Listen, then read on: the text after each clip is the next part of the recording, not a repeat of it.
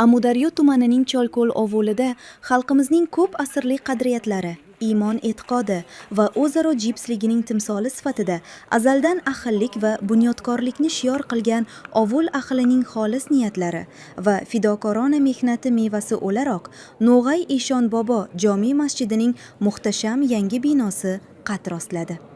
Hashar yo'li bilan barpo etilgan ushbu maskanning tantanali ochilish marosimi nafaqat hudud ahli, balki butun tuman jamoatchiligi uchun chinakam ma'naviyat bayramiga aylandi. Ochilish marosimida Qoraqalpog'iston Respublikasi Vazirlar Kengashi raisining o'rinbosari Alisher Allaniyazov, Qoraqalpog'iston musulmonlari qoziyoti qozisi Bahramaddin Razov, Amudaryo tumani hokimi Sobir Xo'jametov hamda sektor rahbarlari, nuroniylar va keng jamoatchilik vakillari qatnashdilar. So'zga chiqqanlar yurtimizda qadimdan an'ana bo'lib kelayotgan hasharning mohiyatiga alohida to'xtaldilar. Ta'kidlandiki, hashar bu shunchaki jamoaviy mehnat emas, balki millatning ruhiy birligi, mushkulini oson qilish yo'lidagi birdamligi va kelajak avlodlarga qoldiriladigan ezgu merosdir. Ayniqsa, masjid kabi muqaddas dargohlarni tiklashda bu an'ananing o'rni beqiyos bo'lib, u insonlar qalbida saxovat va fidoyilik tuyg'ularini tarbiyalashga xizmat qiladi. No'g'ay Eshon bobo masjidining yangi imorati qurilish jarayonida mahalla faollaridan tortib, tadbirkorlar va oddiy fuqarolargacha birdek mas'uliyat bilan yem shimarib xizmat qildilar. Kimdir moddiy mablag' bilan hissa qo'shgan bo'lsa, yana kimdir o'z qo'l mehnati, muhandislik mahorati yoki duo va ezgu tilaklari bilan mazkur xayrli ishga sherik bo'ldi.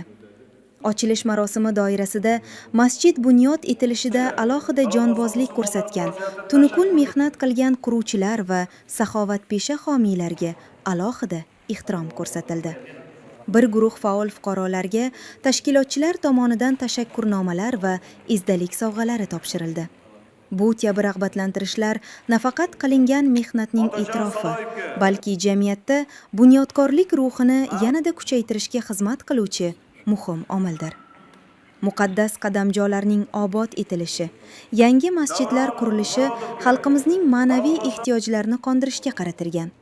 Bunday islohotlar jamiyatda tinchlik, totuvlik va diniy bag'rikenglik muhitini yanada mustahkamlab, O'zbekistonning xalqaro maydondagi nufuzini yanada oshirmoqda. Marosimda muqaddas Qur'oni Karim oyatlari tilovat qilindi. Yig'ilganlar yurtimiz tinchligi, osmoni musaffoligi, xalqimizning farovonligi va davlatimiz ravnaqini so'rab duoga qo'l ochishdi. No'g'ay Eshon bobo jome masjidining yangi binosi Cholko'l ovuli tarixida yangi sahifa ochdi. Ushbu muqaddas maskan kelgusi avlodlar uchun iymon e'tiqod, saxovat va birdamlik ramzi bo'lib qolaveradi. Zero xalq birlashib bunyod etgan inshootning umri boqiy, fayzi esa beqiyos bo'ladi. Bismillah, alhamdulillah, vassalatu vassalamu ala rasulillah. Assalomu alaykum va rahmatullohi va barakatuh. Mana Alloh subhanahu va taolaga beadad behisob hamd sana shukrona aytamiz. Xalqimiz, butun insonlar, xalqimiz, elimiz kutayotgan masjidimiz ochilish marosimida turibmiz. Alloh taologa shu behisob shukrlar aytamiz. Mana shu masjidimiz shu holatga kelguncha hissa qo'shgan, ishtirok etgan prezidentimiz, mutasaddi rahbarlar, elatlar, barcha hissa qo'shganlardan Alloh taolo o'zi rozi bo'lsin. Bu masjid butun kelajak avlodga ma'naviyat maskani hisoblanadi. Bu masjid bor joyda inshaalloh yurtimizning tinchlik, osoyishtaligiga doimo xalqimiz duoda bo'ladilar.